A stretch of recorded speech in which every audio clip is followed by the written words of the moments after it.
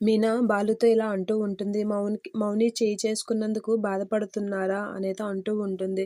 చేయి చేసుకున్నందుకు బాధపడడం కాదు. నన్ను నమ్మకుండా ఆ దుర్మార్గుడిని నమ్మి వాడితో వెళ్ళిపోయింది చూడు. నాకు అదే బాధగా ఉంది.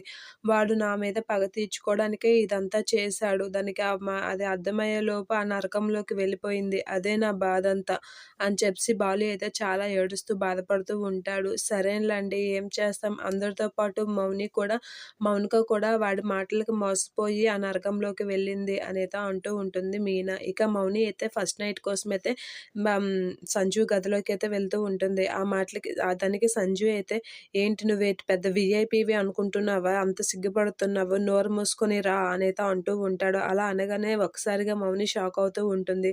ఇక సంజు అయితే చాలా సీరియస్‌గా మౌనితో అయితే మాట్లాడుతూ ఉంటాడు. "ఏంటండి మీరు అలా మాట్లాడుతున్నారు" అనంటే, "లేకపోతే నాకున్న డబ్బు, పరపతికి ఆ బాలుగాడిని ఎప్పుడో చంపేసేవాడిని. కానీ వాడు అలా చావకూడదు.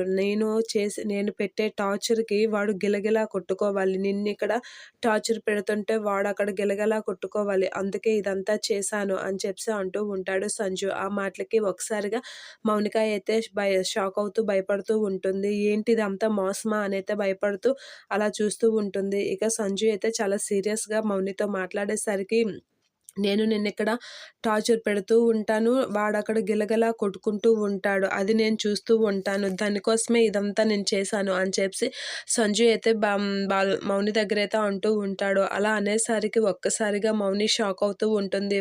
వాడి మీద పగ కోసమే నేను నిన్ను పెళ్లి చేసుకున్నాను అనైతే అంటూ ఉంటుంది. ఆ మాటలకి అలా షాక్ అయ్యి చూస్తూ ఉండిపోతూ ఉంటుంది మౌని.